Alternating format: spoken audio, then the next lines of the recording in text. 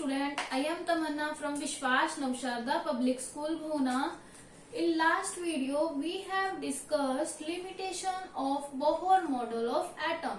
हमने last video में ये डिस्कस किया था कि जो बोहर का मॉडल था हाइड्रोजन एटम के लिए वो फेल हो गया था। वो क्यों फेल हो गया था? क्योंकि एक तो उसने बोला कि जो इलेक्ट्रॉन है वो फिक्स ऑर्बिट में रिवॉल्व करते हैं। दूसरा उसने जो अपना मॉडल दिया था वो ओनली हाइड्रोजन और हाइड्रोजन लाइक स्पीशीज पे ही अप्लाई होता था। ठीक है, मीन्स मल्टी इलेक्ट्रॉन स्पीशीज पे वो अप्लाई नहीं हुआ। और क्या था, जीमन इफेक्ट और स्टार्क इफेक्ट को एक्सप्लेन नहीं कर पाया था, means splitting of spectral line को एक्सप्लेन नहीं कर पाया था।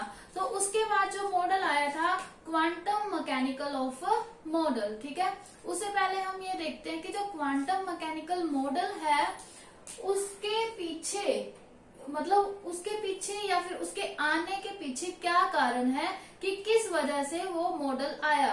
तो दो ऐसी डेवलपमेंट थी जिसकी वजह से quantum mechanical model of atom आया। तो फर्स्ट डेवलपमेंट थी डी ब्रोगले हाइपोथेसिस। ठीक है, पहली जो डेवलपमेंट थी डी ब्रोगले हाइपोथेसिस एंड सेकंड जो डेवलपमेंट थी वो थी हाइजेनबर्ग अनसर्टेनिटी प्रिंसिपल।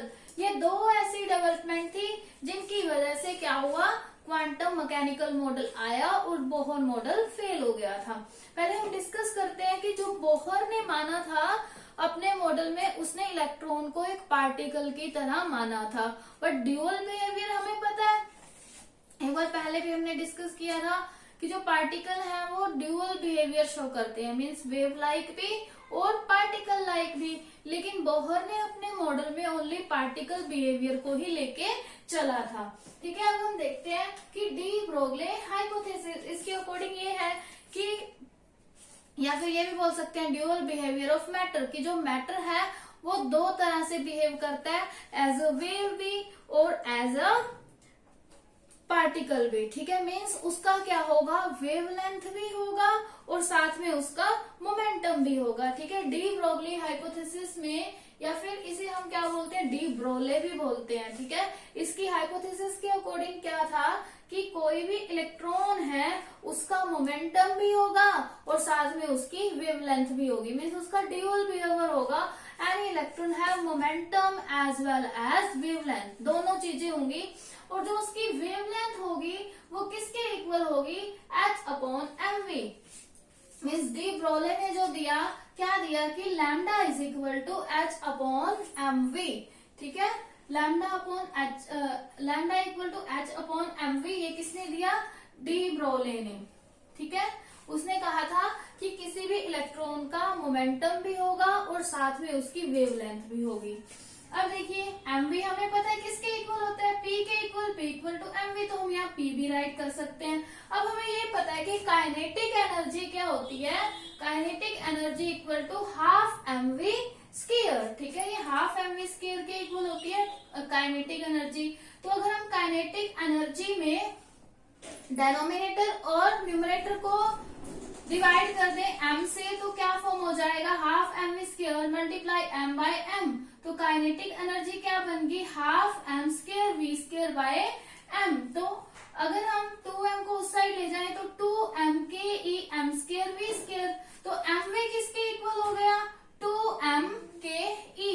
तो mv किसके इक्वल हुआ, अंडर रूट 2m के ई के इक्वल हो गया। अब mv हमें पता है कि mv क्या है, मोमेंटम मीन्स p है। तो अब यहाँ से क्या हो जाएगा, लैम्डा इक्वल टू h/अंडर रूट 2m के ई। मीन्स किसी भी इलेक्ट्रॉन के लिए वेवलेंथ की वैल्यू क्या होगी, h/अंडर रूट 2m के ई। अब हम देखते हैं कि जो लैम्डा है मास के क्या है, इनवर्सली प्रोपोर्शनल है। ठीक है, lambda proportional 1/m, means mass के इनवर्सली प्रोपोर्शनल है। मीन्स जितना ज्यादा मास होगा उतना कम क्या होगी उसकी वेवलेंथ। ठीक है, तो मीन्स क्या है, जो मैक्रोस्कोपिक पार्टिकल होते हैं, जो हमारे चारों ओर पार्टिकल होते हैं वो मैक्रोस्कोपिक है, उनका मास ज्यादा होता है। तो मास ज्यादा वाले पार्टिकल के केस में हम वेवलेंथ को क्या कर सकते हैं, इग्नोर, क्योंकि जितना ज्यादा मास होगा 1 बाय में है, तो मीन्स बहुत कम हो जाएगी ना, मीन्स नेग्लिजिबल हो जाएगी, ठीक है, उसकी वेवलेंथ क्या हो जाएगी, नेग्लिजिबल, ठीक है। The substance which have more mass, the wavelength in these substance are negligible. ऐसे सब्सटेंस जिसका मास बहुत ज्यादा है उनके केस में वेवलेंथ क्या होगा, नेग्लिजिबल होगा। बट माइक्रोस्कोपिक के पार्टिकल, जो माइक्रोस्कोपिक पार्टिकल है मीन्स बिल्कुल स्मॉल लाइक इलेक्ट्रॉन, उस केस में क्या होगा, मास क्या है, बहुत ही स्मॉल होगा, बहुत ही स्मॉल होगा, तो वो क्या, उनका जो वेवलेंथ है वो क्या होगा, लार्ज होगा, तो वो नेग्लिजिबल नहीं होगा, तो उनका जो नेचर है वो ड्यूअल होगा, एज अ वेव भी और एज ए पार्टिकल भी, ठीक है। ये था डी ब्रोगली हाइपोथेसिस। अब नेक्स्ट जो डेवलपमेंट थी वो क्या थी, हाइजेनबर्ग अनसर्टेनिटी प्रिंसिपल, ठीक है। हाइजेनबर्ग क्या थे, एक साइंटिस्ट थे, उन्होंने क्या बोला कि किसी भी इलेक्ट्रॉन का या फिर किसी भी पार्टिकल का हम मोमेंटम और उसकी वेलोसिटी दोनों को साथ साथ मेजर नहीं कर सकते, ठीक है। द मोमेंटम एंड पोजीशन, अगर हमारे पास कोई भी पार्टिकल है उसकी मोमेंटम और उसका पोजीशन हम एक साथ मेजर नहीं कर सकते।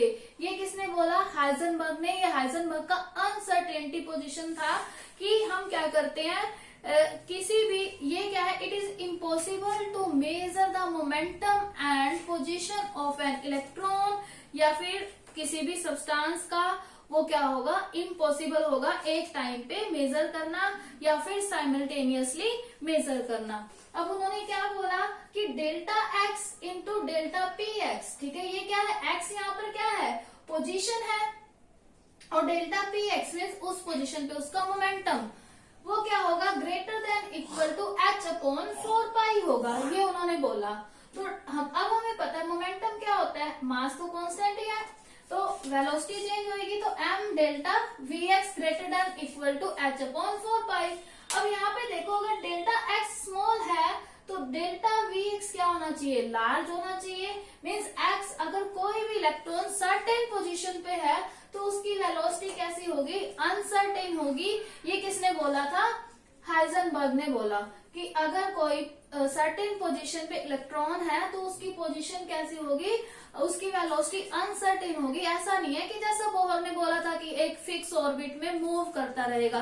तो हाइजेनबर्ग के इस अनसर्टेनिटी प्रिंसिपल से बोहर का मॉडल क्या हो गया था फेल, क्योंकि बोहर ने क्या बोला था, फिक्स ऑर्बिट में इलेक्ट्रॉन मूव करते हैं, बट इसने क्या बोला कि हम मोमेंटम और पोजीशन को एक साथ मेजर नहीं कर सकते। अगर एक साथ मेजर नहीं कर सकते तो इसका मतलब वो फिक्स पोजीशन पे मूव नहीं कर रहे, ठीक है। तो इन दोनों डेवलपमेंट के बाद आया था quantum mechanical model of atom. तो quantum mechanical model of atom में क्या बोला गया कि जो इलेक्ट्रॉन है वो 3 डायमेंशनल स्पेस में ऑसिलेट करेंगे, ठीक है। क्या करेंगे, इलेक्ट्रॉन 3 डायमेंशनल स्पेस में ऑसिलेट करेंगे। ये हम डिस्कस करेंगे नेक्स्ट वीडियो में। Thank you, bye bye.